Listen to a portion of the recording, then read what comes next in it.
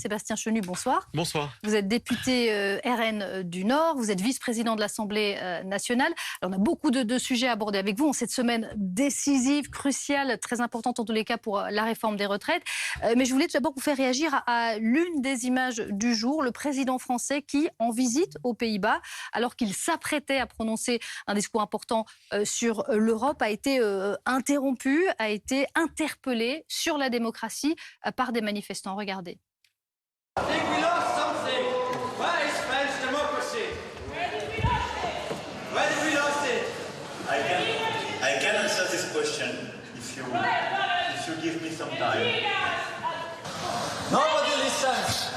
You have millions of people in the streets. Conventions of climate has been put aside. What can you say when you talk about Europe? Do you allow me to answer?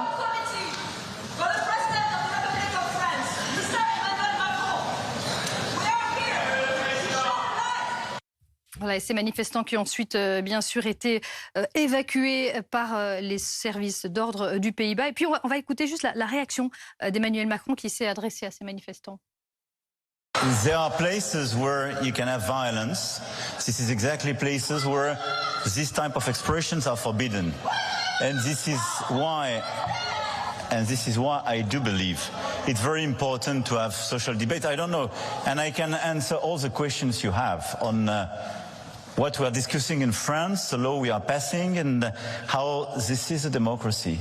We can disagree, but what should accompany democracy? Because you vote and you elect people. And people elected vote for laws and they have to respect constitutions. And these constitutions were voted by people. Comment vous réagissez, Sébastien Chenu, à ces propos notamment du président tout d'abord? Il faut respecter la Constitution, on respecte la démocratie? Bon, il y a plusieurs choses. Moi, d'abord, j'apprécie assez peu quand le président de la République française se fait chahuter à l'international. Moi, je ne partage pas les options d'Emmanuel Macron, mais enfin, c'est l'image de la France. Et le fait qu'il soit chahuté à l'international me déplaît profondément. Je pense qu'il est responsable de cela. Je pense qu'Emmanuel Macron, à cause de son attitude, à cause de sa politique, à cause de sa façon de gouverner les Français, abîme l'image de notre pays aussi à l'international, qu'il est le premier responsable de cela. Et puis ensuite, il donne des leçons. Enfin, il explique que finalement, il a raison. En réalité, dans ce qu'il dit, c'est finalement, j'ai été élu, donc je mène la politique que je veux. Et à partir du moment où elle est conforme à la Constitution, c'est comme ça. Je crois que ça en dit long sur le rapport qu'a Emmanuel Macron au pouvoir. Et c'est probablement le nœud gordien de toute la problématique que les Français rencontrent avec Emmanuel Macron, avec la façon dont ce président gouverne la France. C'est qu'il pense que les choses doivent s'imposer aux Français parce qu'il a été élu et qu'elles ne doivent pas se négocier, qu'elles ne doivent pas faire preuve d'échange. Et je pense qu'Emmanuel Macron nous livre finalement à travers cet incident sa Mais vous façon condamnez de, en tous les cas cette séquence, vous condamnez le fait qu'on aille houspiller le président. Je ne veux pas que le président de la République française soit empêché de s'exprimer lorsqu'il est à l'étranger parce qu'il représente mon pays. Maintenant, je considère que le président de la République française se comporte tellement mal, gère tellement mal notre pays, qu'il nous met, nous, collectivement, Français, dans cette situation. Vous avez remarqué qu'on n'évoque pas trop la réforme des retraites en tant que telle. Les manifestants là évoquaient essentiellement la démocratie. Ça vous surprend que ce soit ça et pas la question des retraites en elle-même qui soit finalement soulevée? Non, mais je crois qu'Emmanuel Macron passe pour un président qui, à défaut d'avoir de l'autorité, est autoritariste. Il passe pour un président qui n'aime pas son peuple et ça finit par se voir partout sur la planète. Partout sur la planète, ça veut dire qu'il a affaibli, selon vous, l'image de la France à l'étranger, l'image de la démocratie française? Bien sûr, et il le fait à peu près à chaque fois qu'il met un pied à l'étranger. Vous savez, on nous avait présenté Emmanuel Macron, les macronistes, etc., comme des experts dans tous les domaines, des Mozart de la finance. Finalement, c'est des nullités absolues en matière de finance. On le voit en ce qui concerne l'état des finances publiques de notre pays, en matière de sécurité. Quand vous dites il n'aime pas son peuple, qu'est-ce qui vous fait dire qu'il n'aime pas son peuple? Mon propos, et je pense qu'à chaque fois qu'il va dans un pays étranger, une fois sur deux, il nous brouille avec ce pays étranger. On l'a vu encore avec les déclarations qu'il a faites à l'étranger concernant les États-Unis, la Chine, Taïwan, ces dernières heures. Où le Là, il ne nous a pas brouillé avec la Chine non, mais enfin, le moins qu'on là. puisse dire, c'est que ça n'a pas été très glorieux non plus encore que cette façon de se contredire, parce que finalement, avec Emmanuel Macron, c'est sans arrêt des contradictions multiples. Pour le reste, oui, je pense que c'est un président qui n'aime pas les Français, qui ne les comprend pas, qui ne les considère pas, qu'il considère que les Français ne doivent s'attacher à rien. Vous savez, c'est l'interchangeabilité permanente avec Emmanuel Macron. J'ai l'habitude de dire avec Emmanuel Macron, vous êtes boucher charcutier le lundi à Strasbourg, vous perdez votre boulot, vous devez devenir esthéticienne le mardi à Biarritz. C'est-à-dire qu'on ne doit s'attacher à rien. C'est-à-dire vous ne devez pas vous attacher à un territoire, à un métier, à un équilibre, à un sexe, etc. Tout est interchangeable parce qu'Emmanuel Macron voit les Français comme ça et voit la France comme un élément d'un puzzle international. Ce en quoi je crois il leur manque profondément de respect. Il manque profondément de respect à notre pays, à ce à quoi les Français sont attachés. Le système social qui a été fabriqué par les Français avec leurs efforts, avec leur travail, qu'ils déconstruisent petit à petit, qu'ils ne sauvent pas. Et on a eu ce débat sur la réforme des retraites et sur son déséquilibre financier. Eh bien, je pense que là encore, c'est un élément qui montre qu'il manque profondément de respect au travail qu'ont fait les Français. Et donc ça, les Français ne l'ont pas vu quand ils l'ont élu face à Marine Le Pen il y a un an. Bah, je pense que non, ils l'ont pas forcément vu. En tous les cas, ça se complique. C'est de pire en pire. Non, mais je pense que vous le savez très bien qu'il y a eu plusieurs votes sur Emmanuel Macron. Il y a eu des gens qui ont voulu faire barrage à Marine Le Pen. Parfois de bonne foi, parfois de mauvaise foi. Il y a eu des gens qui ont adhéré à la stratégie, à l'offre politique d'Emmanuel Macron. Il y a des gens qui sont d'accord avec ça, qui sont d'accord au fait qu'on a un président. Moi, je lui fais même pas le reproche d'être un président libéral, pro-Europe, etc. Je suis pas d'accord avec ça. Mais il a le droit d'avoir ce type de conviction. Il a une offre politique. Là-dessus, il trompe pas sur la marchandise, Emmanuel Macron, hein, mais sur la méthode, sur ce qu'il incarne. Je crois que oui, fondamentalement, il manque de respect aux Français. En revanche, effectivement, il est cohérent. Vous disiez tout à l'heure qu'il a changé d'avis, etc. Mais il est cohérent. On peut pas dire qu'il sur le en même temps, il est cohérent aussi. Non, mais ces marqueurs politiques sont cohérents. C'est un libéral. Il est pro-européen. Voilà. Ça, je pense que c'est connu, il se cache pas. Quand il a dit qu'il allait faire la réforme des retraites, enfin, on le savait. Nous, on l'a combattu, on le savait. Et les gens qui ont voté pour lui savaient qu'il allait faire cette réforme des retraites. Tous ces gens qui ont voulu faire barrage à Marine Le Pen et qui aujourd'hui pleurent dans la rue en disant Macron salaud, etc. Ils savaient très bien ce qu'il avait dans ses cartons. Tout comme ils doivent savoir aujourd'hui que si Marine Le Pen revient, elle abrogera. Si elle revient, si elle arrive, elle abrogera cette réforme des retraites. Antonin André. Oui, il y a une chose qui est assez marquante, c'est le défi fait à l'endroit des institutions par une partie des oppositions, ce qui n'est pas votre cas. La décision du Conseil constitutionnel intervient vendredi.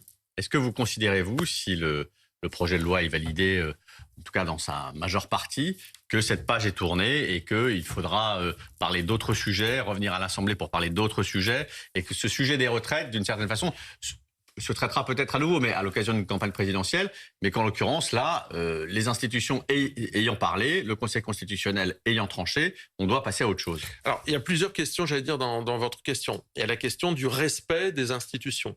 Moi, je respecte les institutions. Ça ne veut pas dire que je ne pense pas qu'elles doivent forcément rester les mêmes, ad vitam aeternam, qu'elles ne puissent pas évoluer, notamment la composition, la désignation des membres du Conseil constitutionnel. Je crois que c'est sur votre antenne que Michel Onfray disait, dans la composition de ce Conseil constitutionnel, il n'y a que des gens qui pensent de la même façon, qui sont globalement tous acquis, finalement, à l'idée macroniste, à peu près, il y a 3 anciens ministres, etc. Donc, il n'y a pas de gens qui, en tous les cas, ont une pensée qui pourrait, j'allais dire, être proche de celle du Rassemblement national. Donc, il ne s'agit pas aujourd'hui d'en changer, mais qu'est-ce qu'on fait ? Le Conseil constitutionnel rend une décision, nous l'acceptons. Nous sommes respectueux des institutions, même si nous pensons qu'elles peuvent à l'avenir évoluer. Maintenant, ça ne referme pas le débat sur la réforme des retraites.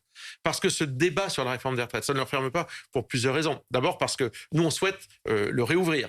On souhaite faire en sorte, si on est aux responsabilités un jour, le réouvrir. Mais ça crée tellement de ressentiments dans la société française. Ça crée tellement de mobilisation. Ça crée... Écoutez, moi, j'étais dans ma circonscription encore hier, à Denain. les gens nous en parlent avec énormément d'espoir en disant on attend du Conseil constitutionnel, on espère. Mais donc vous direz, il faut que le mouvement social continue, il faut continuer à s'opposer. Je pense qu'en tous les cas, il faut continuer à contester d'une façon pacifique évidemment, d'une façon politique. On peut le faire à travers, il y a d'autres élections qui arrivent et le bulletin de vote est une bonne façon de contester les politiques d'Emmanuel Macron. Les élections européennes seront une façon aussi d'envoyer un message. Je pense que la partie n'est pas finie. Je pense que c'est un sujet de société qui est devant nous encore, parce qu'en plus, je pense que cette réforme des retraites, elle est tellement mal ficelée qu'elle amènera des gens qui seraient dans la même lignée politique qu'Emmanuel Macron à un jour réouvrir le dossier eux-mêmes pour repousser le curseur à 65, à 66, à 67 ans, parce qu'ils sont dans cette logique-là. Il faut poursuivre la contestation comme LFI le pense, comme les syndicats le pensent. Il faut continuer la contestation. Mais je pense que lorsqu'on n'est pas d'accord avec quelque chose, oui, il faut le dire et oui, il faut le contester. Maintenant, ça ne veut pas dire mettre le pays à feu et à sang, mais je crois que le débat, il n'est pas refermé. Et si Emmanuel Macron pense qu'en ouvrant des tas d'autres débats plus ou moins importants, certains sont très importants. Vous avez parlé tout à l'heure des salaires. C'est un débat important. J'avais eu l'occasion de le dire sur votre antenne. Mais il y a des débats qui sont plus accessoires probablement. Mais s'il pense qu'en ouvrant d'autres débats, il va enterrer celui sur la réforme des retraites, je crois qu'il fait une vraie erreur d'appréciation. Géraldine Bosner, je veux juste qu'on revienne sur la posture d'Emmanuel Macron à l'étranger notamment, et sur toute cette séquence dont on a parlé également tout à l'heure, cette séquence notamment sur la Chine, sur Taïwan. Une question pour Sébastien Chenu. Oui, est-ce que vous regrettez finalement une prise de position que vous auriez pu partager, cette position gaulienne d'Emmanuel Macron paraît sur le papier assez raisonnable, et c'est une position qu'on aurait pu vous entendre tenir. Et bien sûr, c'est-à-dire qu'en fait, Emmanuel Macron, je pense qu'il confond le non-alignement et puis l'affront qu'il peut faire à des partenaires sur lesquels il s'est beaucoup appuyé et dont il s'est beaucoup réclamé, en l'occurrence les États-Unis. Moi, j'entends quand Emmanuel Macron dit qu'il faut être souverain, indépendant, ne pas être aligné, etc. J'entends, c'est d'ailleurs la position historique de notre pays, d'être une voix singulière dans le monde. Je vous rappelle la phrase de Boutros-Ghali, partout où il y a des peuples non alignés, ils parlent français. On a cette singularité et je pense qu'Emmanuel Macron aurait dû s'en inspirer. Mais le problème, c'est qu'avec son en même temps, sa soumission à l'Union européenne, du matin au soir, il a fait l'inverse. On aurait attendu de lui plusieurs fois de faire résonner une voix singulière de la France. Je ne dis pas qu'il n'y a pas certaines fois où il n'a pas essayé d'ailleurs. Il y a eu quelques fois où il a tenté, puis il a calé en race campagne parce que les partenaires type États-Unis, grosso modo, on dit attention, c'est nous, les partenaires, notamment sur l'OTAN. Moi, je pense que c'est par l'OTAN que les États-Unis influent énormément sur la politique européenne. Mais juste pour être très clair, Sébastien Chenu, sur les propos tenus par Emmanuel Macron sur Taïwan, donnant l'impression qu'il renvoyait quasiment dos à dos les États-Unis et la Chine dans la responsabilité d'un risque d'escalade, quand il explique au fond attention à ne pas rentrer dans un conflit qui n'est pas le nôtre. Est-ce que vous signez, est-ce que vous êtes d'accord avec ces propos? Non, mais nous, on a d'ailleurs aussi un principe, vous l'avez vu, c'est qu'on ne perturbe pas l'agenda présidentiel à l'international, on ne le parasite pas. Mais moi, lorsqu'il s'agit de... Vous allez dire Marine Le Pen a vocation à venir au pouvoir. Je vais plus loin. Vous êtes une sagesse. Non, mais je vais plus loin. Et c'est très cohérent avec ce que je vous ai dit jusqu'à présent. C'est-à-dire que je pense que la voix de la France à l'international ne peut pas être parasitée par un débat public franco-français. Sur la Russie, on a entendu Marine Le Pen. Sur la question de Taïwan, je pense que le président de la République a une petite, fait semblant de ne pas voir que la Chine est déjà amorcée, amarrée à la Russie. S'il ne le voit pas, je pense que c'est quand même donc il est naïf. ennuyeux. Il y a une forme de naïveté sur ce sujet? Je pense pas que le président de la République soit naïf, mais il refuse de voir une réalité. Et je pense que ça, c'est quand même souvent le marqueur de son en même temps. Mais sur Taïwan, vous répondez pas tout à fait. Donc ça veut dire que vous êtes en phase avec ce qu'il dit. Mais sur ça, oui. Sur ce qu'il dit là, oui, bien sûr. Il ne faut pas suivre les États-Unis. Mais bien sûr, mais ça fait des années qu'on le dit, ça. Taïwan, c'est pas l'intérêt de l'Europe de soutenir Taïwan. Nous, on n'est pas dans un camp qui est celui des suivistes. Traditionnellement, je vous rappelle qu'on a toujours défendu une certaine souveraineté de la France, une certaine voix de la France à part dans le monde. Donc évidemment, quand il dit ça, mais il a fait tellement l'inverse. Il a été tellement dans le en même temps, en permanence. Il a fait tellement d'allers-retours qu'effectivement, je doute de ça. C'est même pas de sa sincérité, c'est qu'en fait, je pense que ce président de la République ne sait jamais où il va. Il a des sincérités successives. Si je puis me permettre, la Chine n'est pas neutre. Elle soutient activement la Russie, à la fois politiquement, diplomatiquement. C'est ce que j'ai dit. Oui, mais est-ce que cette position d'entre-deux et de neutralité est tenable? simplement. Oui, je crois.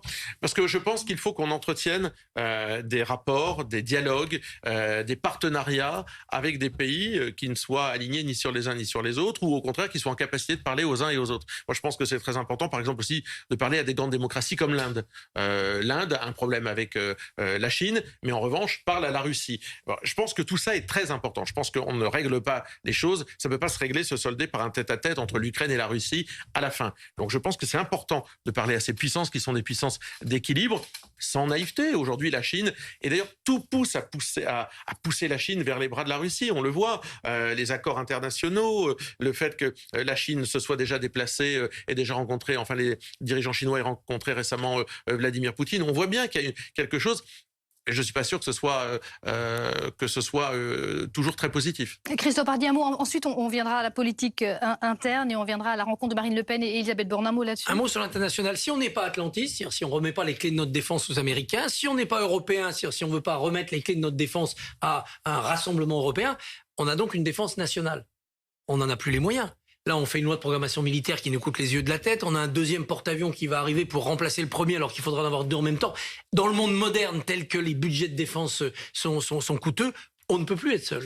Non, parce que... Alors on est neutre. Non, mais j'entends quelque chose que j'entends sur tous les sujets, souvent de la part de tous les atlantistes, c'est de dire « Mais la France est trop petite, elle ne sait rien faire, elle est toute seule. Vous vous rendez compte qu'en matière de commerce, faisons l'Europe, en matière elle n'a pas les moyens, tout simplement, elle n'en a pas les moyens. On ne peut plus rien faire tout seul. » C'est pas ça la réalité. C'est qu'on s'est placé sous le parapluie de l'OTAN. Et l'OTAN, en échange, a dit à l'Europe, a dit désarmer. Et on a, pendant des années, on a désarmé. Et on a confié notre défense à l'OTAN. C'est ça la réalité. Maintenant, confions-la à l'Allemagne l'Europe. l'a fait tellement énormément que l'Allemagne n'a plus du tout d'armée au niveau. Donc moi, je pense qu'on doit être les seuls patrons de la stratégie de notre défense. Ça n'exclut pas des partenariats, comme dans tous les domaines, mais on doit être nos propres patrons. Nous ne sommes plus nos propres patrons. Mais on a eu raison de soutenir l'Ukraine ? Évidemment qu'on a eu raison de soutenir l'Ukraine. On n'allait pas laisser un pays se faire marcher dessus par la puissance d'à côté qui utilise la force pour contester les frontières d'un pays indépendant. Enfin, bien sûr qu'on a eu raison. On va revenir à la politique française. L'actualité, évidemment, cette semaine extrêmement chargée liée à cette réforme des retraites. On attend évidemment la décision du Conseil constitutionnel vendredi. Mais aujourd'hui, Marine Le Pen était à Matignon. Elle a rencontré Elisabeth Borne et elle s'est exprimée à l'issue de cette rencontre. On l'écoute.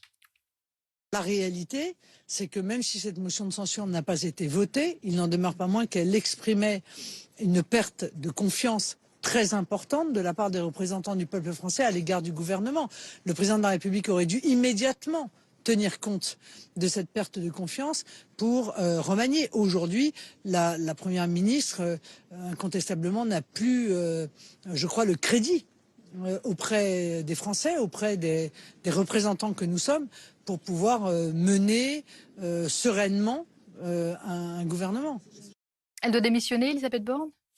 Elisabeth Borne ne sert pas à grand-chose, n'a pas d'autorité, a raconté n'importe quoi aux Français. Lorsqu'elle disait qu'elle avait une majorité pour faire voter ce projet de loi sur les retraites, elle ne l'avait pas. Donc elle a en plus menti aux Français. Elle n'a pas été capable de trouver une majorité.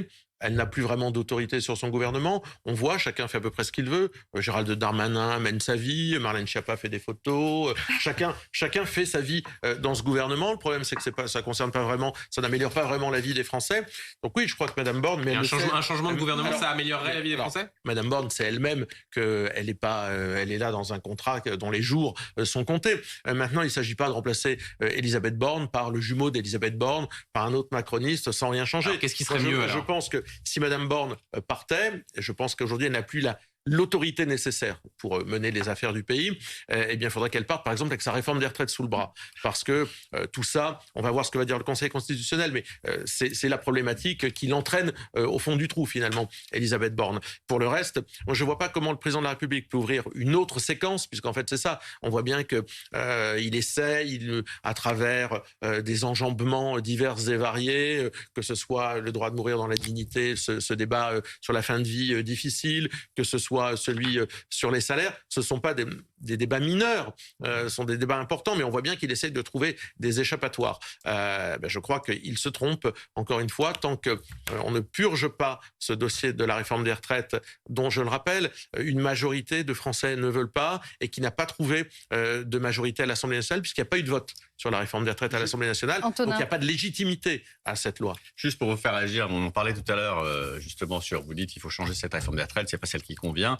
Dominique Strauss-Kahn a évoqué le fait que l'idée de l'âge, de la borne de l'âge n'était probablement pas la bonne. Est-ce que vous seriez favorable à l'idée qu'il n'y ait pas d'âge de départ en retraite légal, mais que ça repose uniquement sur la durée de cotisation, les annuités, c'est-à-dire vous pouvez partir quand vous voulez, mais effectivement, si vous avez peu d'annuités, vous n'aurez pas grand-chose, et si vous respectez 44, 45 annuités, à ce moment-là, vous aurez une retraite plus confortable. Est-ce que cette idée de l'âge qui crispe un peu tout le monde ne devrait pas sauter dans une réforme des retraites où on prendra en compte les carrières et la durée de travail de chacun? Non, je ne crois pas, parce que je pense qu'il y aura effectivement beaucoup d'inégalités, notamment encore chez les femmes, chez des gens qui ont des trous de carrière, etc. Moi, je crois qu'on est très attaché à l'idée d'avoir 40 annuités. Quand vous avez 40 annuités, en général, vous avez commencé tôt. Quand vous avez vos 40 annuités, si vous avez commencé avant 20 ans, vous pouvez partir à partir de 60 ans avec un modèle qui soit progressif, on l'avait dit, jusqu'à 62 ans et avec 42 annuités. Je pense que c'est quelque chose d'assez équilibré. Tout le monde a glosé, a débattu sur ça. On a démontré qu'on pouvait le financer et que c'était tenable. Maintenant, je trouve curieux l'arrivée de M. Strauss-Kahn dans le débat politique aujourd'hui. Ça fait longtemps qu'on n'avait pas entendu parler de lui à travers, on va dire, une proposition politique. On avait entendu parler de M. Strauss-Kahn pour d'autres sujets. Il n'avait pas parlé, selon vous? Pardon? C'était à mal propos? Ah non, mais tout le monde a le droit de parler. Moi, je ne donne pas ou je n'enlève pas la parole à quiconque. Je suis surpris. Surtout qu'en plus, par ailleurs, quand vous lisez le propos de Dominique Strauss-Kahn, il reprend un certain nombre d'arguments des opposants à la réforme, c'est-à-dire c'était pas le bon moment, il n'aurait pas fallu le faire comme ça, la méthode n'est pas bonne, il fallait pas court-circuiter les classes intermédiaires. À peu près ce que vous avez répété à longueur de plateau. Mais M. Strauss-Kahn a probablement quelques idées derrière la tête. Il ne fait pas irruption dans le débat politique. Est-ce que vous pensez qu'il va être nommé à Matignon? Non, mais je crois que... vous connaissez des hommes et des femmes politiques qui ne manquent pas d'ambition, qui font irruption dans le débat politique. À la lucidité de savoir qu'il y a à peu près zéro chance qu'il soit nommé quelque part. À partir du moment où Adrien Quatennens, aujourd'hui, a été réintroduit dans le groupe de la France Insoumise, exactement la même tout est possible dans la vie. Christophe faisait une petite... J'ai dit que tout était possible dans la vie politique. De Dominique Strauss-Kahn, sur l'idée derrière la tête. Je me demande laquelle. Plutôt qu'une idée revenir au pouvoir, ce qui me semble en effet une illusion, il y a une gauche quand même en pleine effervescence en ce moment, avec une gauche non nupésienne, donc un peu social-démocrate qui essaie de se reconstituer. On voit bien que la Macronie a dérivé vers la droite. Il y a un espace qui se recrée dans cette gauche réformiste. Il fait allusion à Jospin de manière flatteuse. Il a incarné, lui, cet espace-là. Peut-être pas pour lui-même, mais pour ses amis, il peut essayer de pousser pour que cette gauche renaisse de ses cendres. En tous les cas, il a envie d'être acteur, de participer. Dominique Strauss-Kahn n'est pas là pour regarder la télévision. Il arrive, il dit qu'il a des idées. D'ailleurs, il a envie acteur ou pas acteur, mais c'est vrai qu'on sent qu'il a envie qu'une gauche se structure et qu'il soit une alternative à ce en même temps et à ce mélange de centre droit qu'incarne Emmanuel Macron, avec une proposition pour le coup d'une retraite alternative. On aura sans doute à droite, on verra sans doute émerger d'ici 2027 des propositions sur la capitalisation pour les retraites. Ce sera sans doute les deux thèmes. Est-ce que finalement c'est le retour de cette bipolarité droite-gauche? Je crois pas du tout. Moi, je crois que ça veut simplement dire que les tenants du macronisme sont déjà en train d'essayer de se partager les restes de la dépouille et d'essayer de faire évoluer les choses, parce qu'ils ont compris que si ils avançaient avec le boulet Macron au pied, ils étaient morts. Et c'est une bombe à fragmentation, cette réforme des retraites. Parce qu'évidemment, si Édouard Philippe, Bruno Le Maire, Gérald Darmanin, François Bayrou, Yael Braun-Pivet, je ne sais trop qui, pensent une seule seconde qu'on ne va pas leur rappeler leur héritage, si Édouard Philippe pense qu'on ne va pas lui rendre la mémoire en lui rappelant qu'il était pour la retraite à 67 ans et que tous ces gens-là ont géré la France avec Emmanuel Macron, bien je pense qu'ils prennent les Français pour des imbéciles. Édouard Philippe aujourd'hui est au top de popularité dans les sondages. Mais bien sûr, mais c'est toujours comme ça quand on n'est pas aux affaires. C'est toujours comme ça quand on n'est pas aux affaires, vous avez remarqué. Ça vaut pour Marine Le Pen aussi. Je reviens sur la rencontre aujourd'hui entre Marine Le Pen et Elisabeth Borne. Vous avez dit Elisabeth Borne, elle ne sert plus à rien. À quoi a servi cette rencontre avec la Première ministre? Elle a été initiée par la Première ministre, donc c'est à elle. Mais d'autres n'y sont pas allés. Poser la question. D'autres n'ont mais pas nous, on voulu y est aller. respectueux des institutions. Je pense que lorsque le Premier ministre de votre pays vous invite, vous y allez. La politique de la chaise vide me semble rarement être une bonne option. Et Marine Le Pen a pu, je crois, délivrer quelques messages à Elisabeth Borne, qui ne sont pas des messages très surprenants. Mais si j'en crois ce que m'a confié Marine Le Pen... Comment elle a trouvé Elisabeth Borne ? Face à elle, une première ministre éteinte, qui, à part lui dire le Parlement ne va plus avoir une activité particulièrement intense, c'est ce qu'Elisabeth Borne lui a dit, un Parlement qui ne va plus avoir une activité très intense au moment où les Français se trouvent face à des murs de difficultés. Je trouve que c'est assez surréaliste. Elle a dit que le Parlement n'allait plus avoir une activité intense. Elle n'a pas appelé à travailler avec la majorité. Non, elle lui a dit qu'il y allait avoir un ralentissement de l'activité parlementaire. Il n'y a pas de ralentissement des difficultés des Français. Ce que Marine Le Pen lui a dit, c'est que elle l'invitait, en tous les cas, à se mobiliser, à agir sur l'inflation. Je le disais, j'étais à Denain dans ma circonscription. Les Français, des pleins d'essence à 100 €, ils vont pas pouvoir en faire très longtemps comme ça. La sécurité à agir. Vous vous rappelez, je termine juste. Vous vous rappelez des propos il y a un an de Gérald Darmanin, 100% des OQTF seront appliqués. Bon, je pense que malheureusement, si c'était pas si grave, ça pourrait donner le sourire. Il y aura plus il y aura plus aucun point de deal dans le pays. Bon, il y a des choses à dire. Parler de Gérald que ce Darmanin, soit sur l'autorité, que ce soit sur l'inflation, sur ces sujets ou sur les déserts médicaux. Marine Le Pen l'a interpellé aussi sur les déserts médicaux en disant qu'il faudrait peut-être essayer de construire davantage de passerelles entre des métiers du médical, par exemple entre urgentistes et médecins, pour ramener du monde dans les hôpitaux, pour ramener du monde dans les centres de soins, dans les maisons médicalisées. Bon, elle a trouvé face à elle une première ministre qui... ne réagit plus, est un encéphalogramme plat. De ce fait, lui a-t-elle suggéré, pour que le Parlement retrouve une activité un peu intense, la dissolution ? Non, parce que c'est pas Marine Le Pen qui doit suggérer la dissolution, c'est une prérogative présidentielle. Elle lui a rappelé que le référendum était quand même une voie importante de retour au peuple quand la situation est bloquée. Retourner vers le peuple, aller vers le référendum. On sait que le président ne le fera pas. Et s'il souhaite aller à la dissolution, c'est une de ses prérogatives. Nous sommes prêts. Nous sommes prêts.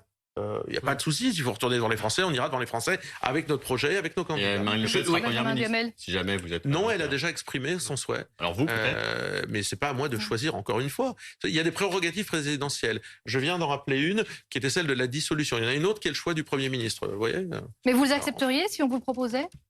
Je ne me suis pas mis dans cet état d'esprit, pour tout vous dire. On vous sent très à l'aise déjà à la vice-présidence de l'Assemblée. On voit que vous vous amusez beaucoup, vous prenez votre rôle très au sérieux, vous êtes extrêmement... Heureusement que je prends mon rôle au sérieux, parce que non, mais vous êtes très dans la fonction. je prends au sérieux les que... institutions. Ça n'empêche pas de pouvoir faire les choses avec distance sur sa propre personne. Mais oui, je prends les choses au sérieux, oui, monsieur. Je vous prends au mot, vous évoquiez il y a un instant l'option d'un référendum.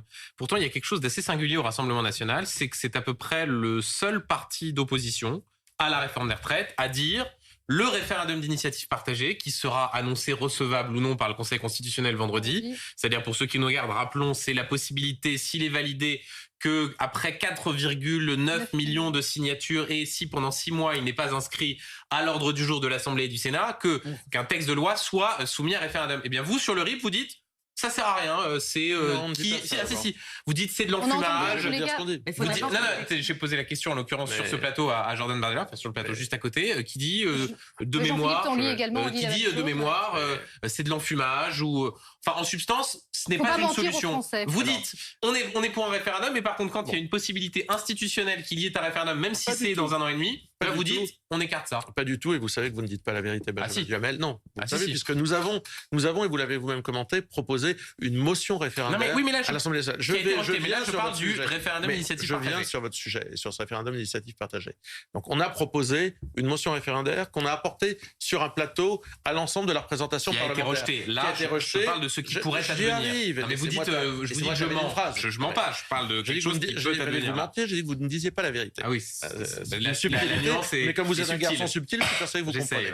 Donc première chose, on a proposé une motion référendum. La gauche ne l'a pas voulu. La gauche n'a pas voulu. Si ça avait été accepté, aujourd'hui, le référendum serait en route.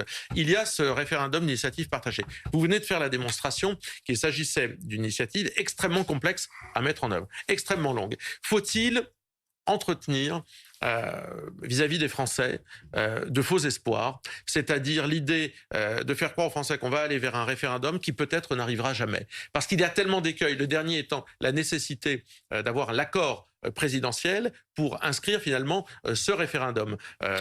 Si le texte de loi n'est pas inscrit à l'ordre du jour des assemblées, il est obligé de convoquer un référendum. D'accord, s'il n'est pas inscrit à l'ordre du jour des assemblées. Et s'il est inscrit à l'ordre du jour et qu'il y a une majorité pour le voter, ça veut dire que les 64 ans tombent. Mais donc vous voyez bien la complexité des choses. Et tout ça va se faire sur plusieurs années. Alors moi je crois que le plus simple... Années, c'est au plus tard les Jeux Olympiques de 2020.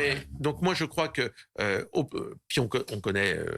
le système en tant que tel qui trouvera toujours une bonne raison de ne pas le faire. Il y aura les Jeux Olympiques, il y aura une crise, il y aura quelque chose, il y aura un fait divers qui empêchera, etc. Parce que leur but, c'est pas d'aller au référendum. Hein. Non, il y aura un vote à l'Assemblée qui nous gouverne, qui rejettera ou pas. Est-ce qu'il peut y avoir une majorité à l'Assemblée pour les 62 ans? Moi, je veux bien faire de la politique fiction, mais vous voyez que c'est très compliqué. Mais surtout, je ne veux pas faire rêver ou faire croire aux Français que tout ça va se faire, que pas de souci, vous allez voir, on va avoir ce référendum. On ne va pas s'opposer à cela. Non, mais ça veut juste dire que vendredi soir, potentiellement, si le Conseil constitutionnel valide ce RIP, vous aurez les forces de gauche qui diront formidable, on y va. Vous aurez un certain nombre de syndicats, dont la CFDT, qui dira commençons à récolter des signatures. Et vous aurez le Rassemblement national qui dira ça ne sert à rien, on va pas vous vendre. Vous associerez à la démarche ou pas du tout? Je reconnais bien là ce que vous appelez les forces de gauche qui ont vraiment le goût de l'effort inutile. C'est-à-dire ce sont des gens qui sont toujours prêts effectivement à descendre dans la rue, à trouver des tuyauteries, des tuyauteries. Non, mais les efforts inutiles de la CGT, de la CFDT, j'espère qu'ils vous écoutent. À trouver de la tuyauterie incroyable, mais lorsqu'ils ont la possibilité vraiment de bloquer les choses, c'est-à-dire ne pas voter Emmanuel Macron, voter une motion référendaire, voter une motion de censure, ils sont jamais au rendez-vous. Donc moi je veux bien qu'on imagine toutes les tuyauteries possibles et imaginables pour empêcher dans 1 an, 2 ans, 3 ans, 4 ans, peut-être éventuellement d'obtenir un référendum. Je crois que le plus simple, c'est évidemment de changer de majorité dès que possible. Donc si je vous suis, descendre dans la rue, ça sert à rien non plus. Donc jeudi, 12e journée de mobilisation. Non, ça sert pas à rien quand on est sincère. Mais d'ailleurs, vous avez été ça ne sert pas à rien quand on est sincère. Quand on n'appelle pas à voter Emmanuel Macron 1 an avant, ça ne sert pas à rien. Mais est-ce qu'il n'y a pas une forme d'incohérence chez vous à dire on veut coûte que coûte finalement ce que vous dites, le retrait de cette réforme, même si le Conseil constitutionnel la valide, il faudra qu'Emmanuel Macron la retire. Et en même temps, on ne souhaite pas qu'il y ait ce référendum d'initiative partagée qui est en fait l'occasion de faire pendant 1 an campagne contre une réforme que vous rejetez. Géraldine Wostner, à aucun moment vous m'avez entendu dire qu'on ne le souhaitait pas. Je vous ai dit c'est une tuyauterie très compliquée. Et on va faire espérer aux Français un aboutissement à cette tuyauterie qui, à mon avis, n'est pas si évident que cela. Alors que tous ceux qui essayent de mettre en place ça se sont opposés à chaque fois qu'ils l'ont pu à sabrer cette réforme, y compris en allant juste à un vote. Hein. Parce que s'il n'y avait pas eu l'obstruction à travers 20 000 amendements grotesques de la France insoumise modifiant des virgules et des pourcentages, il y aurait eu un vote à l'Assemblée nationale, au moins sur l'article en question, sur les 64 ans, et il n'y avait pas de majorité. Ça illustre un peu, pardonnez-moi, la passivité, je trouve, la relative atonie d'une partie du Rassemblement national durant tous ces débats, qui évidemment, stratégiquement, s'est tenu très à l'écart sur son aventin en disant regardez ces affreux de la gauche, de la NUPES, ces agitateurs, et vous êtes resté finalement très en retrait, et d'une certaine façon on pourrait effectivement reprocher de vous dire écoutez, si le Conseil constitutionnel adopte la loi, battez-vous encore, au lieu de dire tout ça ne sert à rien, on va laisser la gauche s'agiter, tout ça est stérile, nous reviendrons pendant la campagne présidentielle et là il sera temps de reposer le débat. On voit bien la ficelle, mais elle est quand même un peu grosse. Non, vous vous trompez. Vous ne pouvez pas être un opposant à la passivité qui confine à l'atonie. Vous vous trompez parce que vous ne reconnaissez pas que la stratégie employée par l'extrême gauche, la NUPES, a abouti à cette situation qui a empêché un vote. Elle a mobilisé dans la rue. Or nous, Monsieur Chevalier. Mais ça c'est autre chose. Bah oui, mais ça c'est le rôle des syndicats de mobiliser dans la rue. C'est aussi ce qui permet au gouvernement. Non mais à la fin, dans une démocratie, c'est toujours le Parlement qui doit voter à la fin. Or nous avons demandé un vote et pire, nous avons permis et donner la possibilité de ce vote sur le texte de la réforme des retraites, à chaque fois que cela a été possible, nous l'avons amené sur un plateau à tous les parlementaires. À travers leur obstruction du débat parlementaire, nous n'avons pas pu avoir de vote, ce qui délégitime d'ailleurs cette réforme des retraites. Donc leur stratégie a été un échec et ils ont bloqué la situation. Mais vous dites ça sert à rien de combattre. Ça sert à rien de combattre. Pas du tout. Est-ce que vous m'avez entendu dire ça? Mais non, je vous ai même dit, nous allons abroger, si les Français nous font confiance, cette réforme des retraites. Dans 4 ans, quoi. Non, mais dès que possible. En attendant, si le président dissout avant, vous commentez la vie politique. Vous m'avez parlé de dissolution. Si le président dissout avant et que nous sommes aux responsabilités, ce sera d'ailleurs l'engagement numéro 1, ce sera l'abolition de cette réforme des retraites. Donc nous sommes prêts, si le président dissout, à abolir cette réforme des retraites, évidemment, tout de suite. Et alors abolir également les quelques avancées qu'elle comporte concernant l'augmentation des pensions d'un certain nombre de retraités. C'est combien? 60 000 personnes? C'était ça l'augmentation des pensions? Non, on remet tout à plat et on repense. Non, on remet à plat, parce que c'est un sujet de société. On a eu ce débat, y compris pendant l'élection présidentielle d'ailleurs, on nous en a fait le reproche parce qu'on a tout entendu aussi. On se dit, mais enfin tout de même, d'ailleurs c'est ce que vous me dites, vous êtes passif, sous-entendu, vous n'avez pas de projet. Alors que pendant toute l'élection présidentielle, ça a été l'élément sur lequel on a été le plus attaqué, c'était notre proposition de réforme des retraites. Donc on a bien dans le financement une autre vision de la société probablement. Non, pas un financement différent. Regardez ce que dit le Conseil d'orientation des retraites et vous verrez qu'en parlant de financement, le projet de réforme des retraites, celui-ci, il est massacré et qu'il y a plus 2 experts qui vous disent la même chose. Donc il n'y a pas de raison d'invalider notre projet en ces termes. Donc non, on remet l'ouvrage sur le métier parce qu'il y a besoin dans notre pays de repenser ce que sont les retraites, ce qu'est l'avenir à la retraite, ce que c'est l'emploi des seniors, et on en avait déjà parlé d'ailleurs sur ce plateau-là aussi. Dans les retraites des travailleurs étrangers qui cotisent en France et dont vous considérez qu'il faudrait qu'il y ait une partie des aides qui leur sont données qui soient supprimées.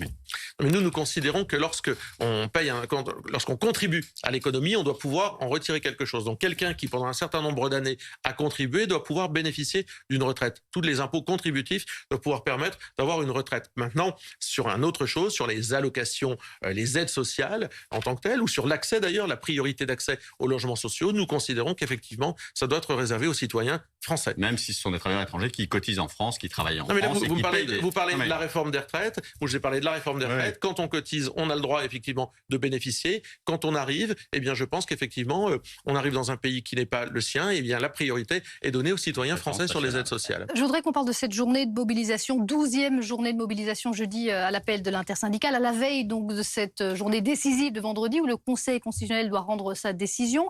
Est-ce que vous encouragez, vous appelez les gens à manifester? Alors c'est drôle parce que j'ai l'impression que chaque semaine on nous pose exactement la même question. Il y a au moins 12 fois, parce que c'est la 12e journée de chaque mobilisation. semaine de répéter des choses qu'on a déjà entendues. Donc on c'est ce que vous posez la même question. Et je vous redis donc, comme chaque semaine, chacun son boulot. Les syndicats appellent la mobilisation dans le pays, c'est leur rôle, et je trouve ça très bien. Et que les Français manifestent, je trouve ça très bien, puisque lorsqu'on n'est pas d'accord, on a le droit de manifester, et je pense que c'est une très bonne chose. Mais vous n'irez toujours pas manifester? Autrement, j'ai pas tellement envie de me retrouver derrière la banderole avec la CGT, Madame la nouvelle patronne de la CGT, Madame Binet, qui était permanente de la CGT depuis 10 ans, qui n'a pas dû travailler, qui n'a pas dû voir un élève depuis très longtemps et qui a appelé à voter Emmanuel Macron. Non, ça j'ai pas tellement envie. Je trouve que c'est totalement hypocrite. Que les Français se mobilisent, je trouve ça très bien. Les Français n'ont pas envie de baisser la tête sur cette réforme des retraites. Le rôle du parlementaire, peut-être par rapport aux manifestations, c'est de regarder les problèmes d'ordre public que ça pose. C'est Opéra Bastille, le trajet. Ça a été invalide Place d'Italie. On a vu les résultats la semaine dernière. On sait qu'il y a toute une polémique. Est-ce que vous pensez que le gouvernement cherche un tout petit peu qu'il y ait de la violence pour faire peur aux gens? Je ne dis pas que le gouvernement cherche qu'il y ait de la violence. Parce qu'en prenant l'itinéraire sur lequel il y a déjà eu beaucoup d'incidents, langage, mais je pense que lorsque ça tourne mal, Monsieur Darmanin aime bien se donner le beau rôle de celui qui essaye de rétablir l'ordre pour dire regardez, nous sommes le parti de l'ordre. Mais on le sait, c'était déjà le cas sous Sarkozy. On laisse faire un peu de casse, etc. pour se donner le beau rôle de ceux qui rétablissent l'ordre. Tout ça n'est pas convenable. Tout ça ne procède pas de la vision que je me fais de l'ordre public. Est-ce que vous dites, dans tous les cas, moi je collègue... salue les millions de Français qui ont défilé de façon apaisée, je regarde vos images en même temps, mais qui ont défilé pendant des semaines de façon tout à fait pacifique, et les syndicats qui ont très bien encadré les choses. Évidemment, j'aimerais plus de fermeté vis-à-vis des mêmes black blocs, des mêmes délinquants d'extrême gauche qui cassent tout, dont on nous dit à chaque fois, on les connaît, on a leur nom, leur mensuration, leur adresse, et ils ne sont pas forcément tous des délinquants d'extrême gauche, on n'a pas eu ça comme information. Juste un mot, est-ce que vous dites comme Jean-Philippe Tanguy, qui a dit aujourd'hui, député de la Somme, qui a dit que c'est la faute de Gérald Darmanin s'il y a des désordres. Est-ce que vous partagez cette Oui, mais déclaration? je pense qu'effectivement, le ministre de l'Intérieur ment régulièrement, raconte n'importe quoi, n'a pas de ligne directrice en ce qui concerne visiblement sa capacité à sanctionner, à attraper en tous les cas des casseurs dont il nous dit qu'il les connaît très bien. Comme je vous le disais, on nous dit on connaît leur nom, leur prénom, leur adresse, leur mensuration, c'est ce qu'ils font dans la vie, on connaît leurs parents, etc. Mais ils reviennent chaque semaine tout cassés. Donc je pense que Gérald Darmanin a une responsabilité dans la déliquescence de l'autorité dans notre pays. Mais ça va évidemment. plus loin qu'une responsabilité, c'est de sa faute, la faute de Gérald Darmanin. S'il y a des désordres, c'est pas de la faute avant tout des casseurs, des Black Blocs? Non, mais je ne mets pas sur le même plan le ministre de l'Intérieur et les casseurs, évidemment. Je ne mets pas sur le même plan un délinquant et un ministre de l'Intérieur qui n'est pas au niveau de ce qu'il devrait être. Il y a des délinquants, mais il y a aussi un ministre de l'Intérieur qui, visiblement, ne sait pas ramener l'ordre dans notre pays ou ne sait pas tenir les engagements qu'il a pris devant les Français. Moi, je suis très choqué d'entendre un ministre de l'Intérieur qui dit devant la représentation nationale, dans un an, 100% des OQTF seront appliqués. Mais à travers la représentation nationale, c'est aux Français qu'il ment. Quand il nous dit tous les points de deal seront fermés. Je veux dire, on ne l'oblige pas à dire ça. Aujourd'hui, vous allez partout dans le pays, les points de deal sont connus et ne sont pas fermés. Il y a encore eu, je crois même sur votre antenne ce week-end, tout un reportage sur Stalingrad, ici même à Paris. Donc il y a un ministre de l'Intérieur qui fait beaucoup de bruit, qui parle beaucoup. En l'occurrence, c'est une justice qui est indépendante du pouvoir, donc il ne peut pas grand-chose. Oui, enfin, vous savez aussi que le garde des Sceaux a aussi des possibilités d'abord d'incarner aussi une certaine forme de rapport à l'autorité qu'il n'incarne pas. Éric Dupond-Moretti, c'est plutôt, il se définissait comme tel d'ailleurs, le ministre des prisonniers. Donc il incarne une certaine forme de laxisme. Il s'en faisait d'ailleurs presque une gloire. Et puis c'est vrai qu'il est hostile aux peines planchées. Je vous rappelle que la dernière fois que des peines planchées ont été proposées dans notre pays, c'était par une députée qui se reconnaît dans les troupes d'Édouard Philippe, Naïma Moutchou, ma collègue vice-présidente de l'Assemblée nationale. Et nous, on a soutenu ça. Mais vous dites parce que nous considérons que lorsque ça va dans le bon sens, on soutient. Vous dites qu'on ne se donne pas les moyens juridiques de lutter contre les casseurs. On n'est pas le seul pays à avoir ce problème-là. Évidemment. Mais je vous donne un exemple, celui sur les peines planchées, par exemple. On pourrait imaginer d'ailleurs des peines planchées pour des gens qui reviennent systématiquement armés dans des manifestations. On vous interpelle, vous êtes armé. Puis une seconde fois, on vous interpelle à Sainte-Soline, encore la même personne qui est armée, qui a fait 200 km pour venir tout casser. Puis on la retrouve une troisième fois. Eh bien, on pourrait imaginer qu'il y a des peines planchées. Qu'est-ce que vous feriez très concrètement de différent pour éviter que précisément dans les cortèges, ce type de scène-là arrive? Eh bien, je viens de vous donner un exemple. Je pense qu'il faut être beaucoup plus sévère avec des gens, par exemple, qui arrivent armés dans une manifestation. Quand vous arrivez avec des boules de pétanque, quand vous arrivez avec des armes, avec des couteaux dans une manifestation. S'il y a, comment dire, si on vous trouve à Sainte-Soline, ceux qui étaient trouvés avec des armes étaient innocents. Étaient arrêtés. Eh bien, il faut les sanctionner. Il ne faut pas juste les arrêter. Très bien. Je pense qu'il ne doit pas y avoir... Dans les manifestations, voilà. Est-ce que fondamentalement, la gestion de maintien de l'ordre du Rassemblement national au pouvoir serait différente quand on voit ce qui se passe dans ces cortèges-là? Vous m'entraînerez pas sur ça parce que je pense que la gestion du maintien de l'ordre, elle est le fait de professionnels. Moi, je ne suis pas... préfet, je ne suis pas commissaire de police, je ne parle pas de la gestion du maintien de l'ordre. Oui, je vous parle de l'échelle des sanctions. Oui, mais je pense que ça, sur la technique du maintien de l'ordre, je ne vais pas vous dire s'il faut taper, nasser, pas nasser, etc. Je veux dire, je ne m'aventurerai pas là-dedans. Parce que c'est un débat politique autour de la brave M, dissoudre, voilà. On arrive à autre chose. Quel est votre avis là-dessus? On arrive à autre chose. Moi, je ne suis pas, par exemple, pour la dissolution de la brave M. Elle est pourtant mise en cause, il faut rappeler, évidemment, elle a été mise en cause à chaque pour des fois, actions. madame, qu'il y a dans notre société un corps dans lequel il peut y avoir un dérapage. Ça existe dans tous les corps de métier. Si on devait le dissoudre, il n'y aurait plus grand-chose. Si on devait dissoudre le corps des journalistes, si tant est que ce soit un corps, à chaque fois qu'il y a eu un dérapage, un raté, y compris à BFM, par exemple, si on devait fermer BFM parce que M. Mbarki diffusait des choses un peu particulières à des heures moins écoutées, bon, je pense que vous triveriez ça scandaleux. Vous voyez, je suis sûr que vous le voyez très bien. Les critiques qui sont faites, vous le voyez très bien. Les critiques qui sont faites sur la Bravem, justement, c'est plus global. C'est ce que dit le gouvernement, il peut y avoir des brebis galeuses, etc. Mais l'autre idée, c'est que c'est un corps, une brigade qui ne fonctionne pas bien, dont les objectifs ne sont pas les bons. Je pense qu'en tous les cas, on en a besoin. Moi, je suis en soutien à ce corps de la police. Je pense que notre police, en plus, en France, elle est particulièrement républicaine. Je pense qu'il ne faut pas jeter l'opprobre. C'est des pères et des mères de famille. Ce sont des professionnels. Je pense qu'ils font leur métier consciencieusement. et on a le droit d'être exigeant d'eux, de ce fait d'ailleurs. La police, c'est le corps le plus, je crois, inspecté, le plus contrôlé, et donc le plus sanctionné. Donc ça vous a choqué aussi, justement, les enregistrements qu'on a entendus de membres de la Brave M, la façon dont ils interpellaient, ils insultaient durement sanctionné, parce que on doit être exigeant de la police de notre pays, et c'est parce qu'on est exigeant de la police de notre pays qu'on peut la soutenir aussi. Il faut changer l'IGPN dans ce fait, en faire une autorité vraiment indépendante, que ça ne soit pas des policiers ou des magistrats qui s'occupent de policiers, mais d'autres. Je suis pas totalement sûr de ça. Moi, je crois que le contrôle par ses pairs est quelque chose qui existe dans beaucoup de corps de métier. Je crois que ce sont les plus à même de savoir comment les choses se passent. Donc, je ne suis pas persuadé qu'il faille changer la composition ou la façon de fonctionner de l'IGPN, pas du tout. Mais vous êtes inquiet avant cette journée de mobilisation de jeudi. On a vu qu'il y a eu quelques incidents lors de précédentes mobilisations. Là, on sent qu'il y a beaucoup de colère qui monte, qu'on arrive au bout de cette mobilisation avec cette décision du Conseil constitutionnel vendredi. Est-ce que vous êtes inquiet personnellement ? Moi, je ne veux pas, il ne faut pas crier avant d'avoir mal. Moi, je ne veux pas être inquiet. J'ai confiance dans les Français qui manifestent. Je les connais. Beaucoup d'entre eux sont des gens qui viennent de façon, j'ai dit, pacifique, dire leur désaccord fondamental avec la politique d'Emmanuel Macron. Donc, il n'y a pas de raison de s'inquiéter d'eux. Je m'inquiète plutôt, effectivement, d'avoir un ministre de l'Intérieur comme Gérald Darmanin. Oui, ça, je trouve ça plus inquiétant. Je voulais qu'on parle de la question des bas salaires. C'est une question essentielle, très importante pour les Français. Ils le disent dans tous les sondages, c'est ce qu'on voit, c'est vraiment la préoccupation centrale des Français.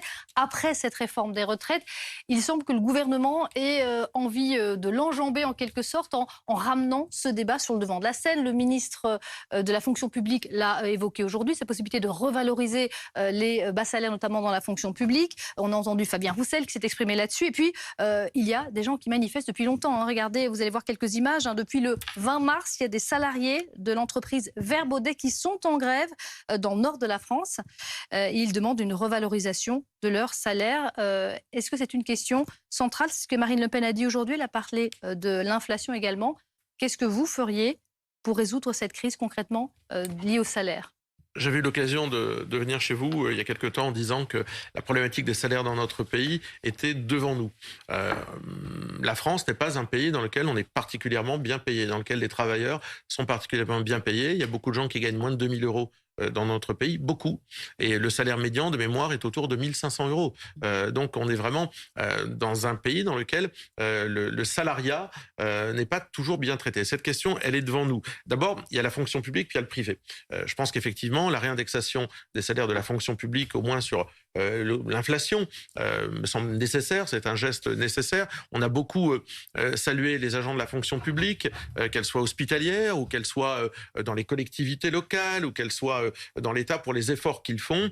Je crois qu'il est temps de les en remercier à travers une revalorisation importante. Mais il faut prendre les choses plus globalement. Nous, on avait fait une proposition. Marine Le Pen, elle avait porté une proposition pendant l'élection présidentielle qui repose sur une idée. C'est que d'abord, c'est pas l'État qui décide de la revalorisation de tous les salaires des Français. Ce sont les partenaires sociaux. C'est leur boulot, c'est leur liberté et c'est leur responsabilité. L'État, il doit être là pour créer toutes les conditions qui permettent d'aller vers cela. Et les syndicats n'en font pas assez, selon vous, sur cette question-là ? Je crois qu'ils sont mobilisés là sur la réforme des retraites. Mais je pense que les salaires, c'est un autre chapitre très important qui n'est pas plus important, moins important à traiter avant ou après la réforme des retraites. Il est à traiter en même temps, en plus. C'est un problème devant nous, les salaires. Mais nous, on avait fait une proposition qui était que jusqu'à 2,5 fois le SMIC, on puisse augmenter les salaires de 10% en échange d'un gel des cotisations patronales sur 5 ans. C'est-à-dire que c'était une opération qui n'était pas à perte pour l'État, qui ne faisait pas de gain non plus pour l'État, mais qui permettait de donner un peu d'oxygène à tous les salaires français.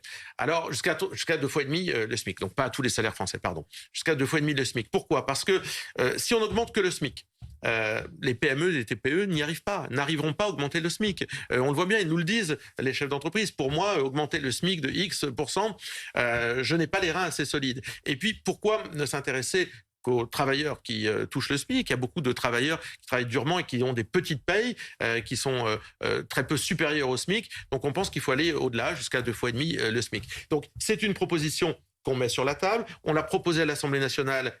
Elle n'a pas été votée. La gauche ne l'a pas votée.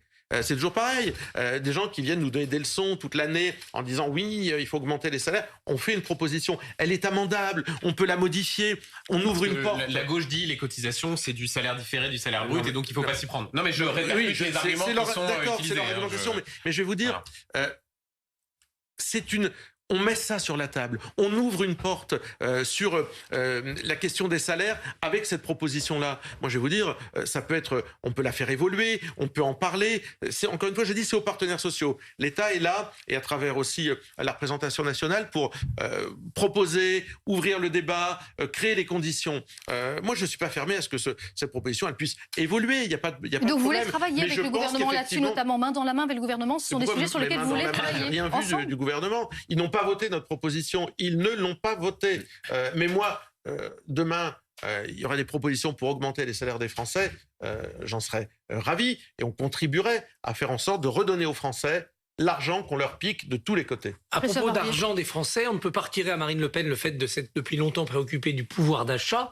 Mais il y a une mesure qui ne tient pas la route, c'est votre proposition de baisser la TVA. On sait que baisser la TVA, d'abord, ça profite autant aux consommateurs riches qu'aux consommateurs pauvres, puisque c'est la même TVA pour tout le monde. Et en plus, on sait que la plupart des distributeurs gardent la baisse, ne la répercutent pas, augmentent leur marge. Donc l'État perd des recettes qui sont précieuses pour faire de l'action sociale, et puis les distributeurs empochent de la marge, et les pauvres payent toujours aussi cher ou presque le produit dont la TVA est censée avoir baissé. Est-ce que vous reconnaissez que cette proposition, elle est trop fragile? Non, Christophe Barbier, parce que, je vous donne un exemple. Vous savez, quand vous êtes dans un supermarché, effectivement, tout le monde paye la TVA, certes, mais tout le monde n'achète pas les mêmes produits. Il y a des gens qui n'ont pas d'autre choix que d'acheter les produits qui sont les moins chers, parfois, souvent d'ailleurs, de moins bonne qualité. Et eux, ils n'ont pas d'autre choix. Mais ils baisseront pas, le distributeur gardera la marge. Mais pourquoi ce qui se fait ailleurs, notamment Espagne et Portugal, fonctionne et ça ne fonctionnerait pas ici? Et pourquoi on ne le tente pas? Et pourquoi sur les énergies, on ne fait pas baisser la TVA à 5,5% sur les énergies? Là aussi, parce qu'on parle des produits de première nécessité. Vous parlez de quoi? D'une expérimentation? Il faut financer tout ça, monsieur Chenu. Non mais attendez, baisser la TVA sur les énergies, notamment sur l'essence. Oui, l'État engrange moins d'argent, mais enfin, il ne perd rien en réalité. D'abord, il en gagne beaucoup en ce moment. L'État gagne beaucoup d'argent avec la hausse de l'énergie et de l'essence. Donc je pense qu'effectivement, avoir des mesures qui visent à rendre de l'argent aux Français sont des mesures qui sont testées d'ailleurs. La TVA sur l'essence, c'est pas forcément le plus pertinent. Mais c'est une façon de rendre du pouvoir d'achat. En termes d'écologie, vous savez, je veux dire, attendez. Ça a eu d'ailleurs un effet mesurable. J'ai fait le calcul rapidement. Sur un plein d'essence, vous pouvez gagner jusqu'à 20 euros. 20 euros, je peux vous dire que pour beaucoup de Français, ça coûte, c'est important, 20 euros de sur façon un plein totalement d'essence. non ciblée. C'est-à-dire, la personne qui part en week-end avec son 4x4, vous lui offrez. Mais vous connaissez vous lui ça. offrez les 20 vous nous sur son sortez plein. cet argument insensé. Mais moi, ce qui m'importe, c'est qu'elle profite aux Français les plus modestes. Donc, pourquoi ne pas envisager un dispositif plus ciblé? Mais parce que dans la part de vos dépenses dans un foyer, la part de vos dépenses de transport dans un foyer, quand vous êtes modeste, eh bien, elle est beaucoup plus importante, cette part de dépenses, lorsque vous avez un petit salaire et que vous devez prendre votre voiture pour faire 25 km tous les jours, que lorsque vous avez les moyens de les faire. D'où l'idée de réserver les aides publiques à ceux qui en ont besoin plutôt qu'à ceux qui peuvent se passer de cette aide. Donc ça veut dire que faire baisser le coût de l'essence pour les foyers qui en ont le plus besoin, parce qu'ils représentent un coût plus important dans leur budget, eh bien c'est une nécessité. Que quelques-uns en profitent parce qu'ils ont un 4x4, bon, c'est assez marginal. C'est pas que quelques-uns. Mais moi, ce qui m'intéresse, c'est que ceux sur qui ça pèse le plus dans le budget quotidien en profitent. Et là, c'est assez efficace. Sébastien Chenu, Adrien Quatennens a été réintégré aujourd'hui, élu du Nord, député LFI. Il était suspendu du groupe depuis sa condamnation en décembre dernier pour violence conjugale. Donc les membres du parti ont voté aujourd'hui et donc il est réintégré à l'Assemblée. Votre réaction aujourd'hui, ça ne serait pas arrivé au sein du Rassemblement national ? Bon, les fois, on a eu des problèmes de ce type, ça arrive dans toutes les structures humaines, ça peut arriver. Ils ont été traités, en général, en 24 heures. Nous avons un député européen qui avait été sanctionné par la justice pour un phénomène de violence conjugale. Il a, dans les 24 heures, au moment où la sanction a été donnée par la justice, quitté notre groupe politique à l'Assemblée nationale. Il ne l'a jamais réintégré. Donc moi, ce que je dis sur ça, c'est que la LFI est totalement disqualifiée demain pour parler des violences conjugales. totalement disqualifiés. Ces gens-là font la leçon à la terre entière du matin au soir sur la façon dont on doit se tenir, la façon dont on doit manger, boire et tout le reste, etc. Ils ont sorti l'artillerie lourde pour tous ceux qui ont eu à un moment ou un autre une problématique, soit ils ont le droit de le faire, mais quand ça les touche, visiblement, c'est tout le monde aux abris. Mais il a purgé sa peine, il a dit qu'il s'est excusé, qu'il regrettait. J'en viens à Adrien Quatennens. Je parle sur le discours. La LFI n'a plus aucune légitimité ou crédibilité à parler des violences conjugales. Maintenant, sur Adrien Quatennens, moi, je ne vais pas crier avec la meute, je trouve ça détestable. Adrien Quatennens a une peine, il l'a purgée, il n'a pas été frappé d'inéligibilité, on peut être d'accord, pas d'accord, trouver ça regrettable ou pas, il aurait pu démissionner, se représenter devant ses électeurs et retrouver une certaine légitimité politique à travers ce geste, il ne l'a pas choisi. Moi, je ne suis pas pour la double peine, il est toujours député, il est en activité, on ne va pas l'interdire, il n'a pas été frappé d'inéligibilité. Donc moi, je déteste ces phénomènes où on traîne les gens dans la boue. Je condamne fermement ce qu'il a fait. Je trouve que c'est assez inadmissible lorsqu'on fait la loi d'avoir un comportement violent dans son foyer ou à l'extérieur d'ailleurs, peu importe. Donc je trouve ça très dommageable, très scandaleux, mais ça a mis en lumière l'hypocrisie de la France insoumise. Oui, c'est sûr que quand ça arrive chez soi, on est toujours moins à l'aise que lorsque ça arrive chez les autres et qu'on les entasse. Il nous reste quelques minutes. Je voulais terminer par cette nouvelle polémique autour du rappeur Medine. Marine Le Pen s'est insurgée sur Twitter. Je rappelle le contexte. En concert samedi à Agen, il a présenté au public, alors on ne le voit pas forcément très bien sur l'image, si on le voit, une piñata, cet objet qu'on peut frapper à l'aide d'un bâton. C'est originaire du Mexique, aux anniversaires des enfants, exactement. Mais avec le visage, vous le voyez, de deux élus Rassemblement National, Edwige Diaz et Julie Rechagneux, et également d'un élu Reconquête, les trois élus qui s'étaient opposés d'ailleurs à sa venue dans cette salle de spectacle à Agen. On va voir la réaction de Marine Le Pen, les menaces du rappeur islamiste, c'est le terme qu'elle utilise, à l'encontre de deux de nos élus. C'est une infamie, c'est un véritable appel à la violence et à la haine. La justice doit désormais se saisir au plus vite pour faire condamner ces ignominies. Vous n'allez pas laisser cette affaire sans suite. Une plainte va être déposée ? Oui, bien sûr, ce rappeur qui disait qu'il fallait crucifier les laïcards, aujourd'hui, finalement, nous montre qu'il est capable de Alors, les passer... paroles, je ne sais pas si c'était exactement ça, mais c'était les paroles de sa chanson. Oui, sur le Golgotha. Donc, il nous montre qu'il est capable de passer une certaine forme de violence symbolique et dont on sait que souvent, elles peuvent aboutir à des violences physiques. C'est inadmissible. Qu'est-ce qu'on aurait dit si quelqu'un avait fait ça au Rassemblement National, un militant du Rassemblement National avait fait ça avec des affiches, des photos, tout le monde s'en serait ému, et a raison d'ailleurs. Je trouve ça détestable, je trouve ça condamnable, je trouve que ce type de personnage est totalement irresponsable, qui doit évidemment être sanctionné et au plus vite. Alors, lui, le rappeur Medine précise qu'il est attaqué très régulièrement par des élus de droite et du RN, qu'il allait porter plainte parce qu'on l'a qualifié justement de rappeur islamiste. Lui, il dit qu'il est attaqué, poursuivi, pourchassé par le RN. Non, mais nous poursuivrons effectivement Monsieur Medine, enfin je dis Monsieur Medine, c'est un peu ridicule même de l'appeler ainsi, pour les propos qu'il tient. Quand il dit crucifions les laïcards, nous dirons, pas pour la piñata, mais pas pour piñata, nous le pour poursuivrons pour ces faits de violence symbolique. Vous savez, il a fait aussi vis-à-vis de notre collègue, notre camarade député du Tarn, Frédéric Cabrolier, il lui a envoyé des fléchettes sur une affiche de ce député, il a envoyé des fléchettes. Donc il est habitué de cela, et il sait très bien qu'avec ce discours, il essaye de susciter en réalité des violences physiques vis-à-vis de nos élus, vis-à-vis de représentants de la nation. C'est inadmissible pour les nôtres, c'est inadmissible pour qui que ce soit d'ailleurs. Un tout dernier mot. Sur la piñata, je trouve ça assez... ça normal? Non, mais je trouve pas. Piñata, c'est assez inoffensif. C'est assez inoffensif. C'est comme la tête d'un ministre sur un ballon. Oui, c'est ça. Parce que je veux dire, à ce moment-là, il faut condamner tous ces faits-là. Y compris dans les manifestations, les calicots qui sont un peu insultants pour Emmanuel Macron, ces choses-là. Où commence et où s'arrête le droit pour des gens qui sont des opposants. Non, mais si vous trouvez très sympa que des représentants de la nation, et par ailleurs, je suis pas sûr que l'audience de ce monsieur, je suis pas sûr que l'audience de ce monsieur soit aussi forte que ça. Et vous lui faites un coup de pub, finalement, je trouve assez. On peut lui trouver toutes les circonstances atténuantes. Non, mais c'est pas très élégant. Il a des avocats médiatiques. Le problème avec Medine, c'est que c'est jamais ce qu'on croit. Alors il dit qu'il faut crucifier les laïcards, mais c'est une provocation. Il est parrain d'une association bizarre. Oui, mais c'est pas ce qu'on croit. là, c'est la piñata. Oui, mais c'est évidemment un jeu d'enfant. C'est toujours pareil. C'est le Tariq Ramadan du rap. C'est-à-dire, c'est toujours, oui, mais non, mais en fait, je suis gentil. Et si parfois je vous choque un peu, c'est parce que vous êtes choquable. C'est quand même un véritable problème. Évidemment, la liberté d'expression le plus possible. Mais il faut assumer sa responsabilité. On a l'impression qu'il se défausse souvent quand même. Et on va en rester là. Merci beaucoup, Sébastien Chenu, d'être venu ce soir. Merci à tous les cas de m'avoir accompagné.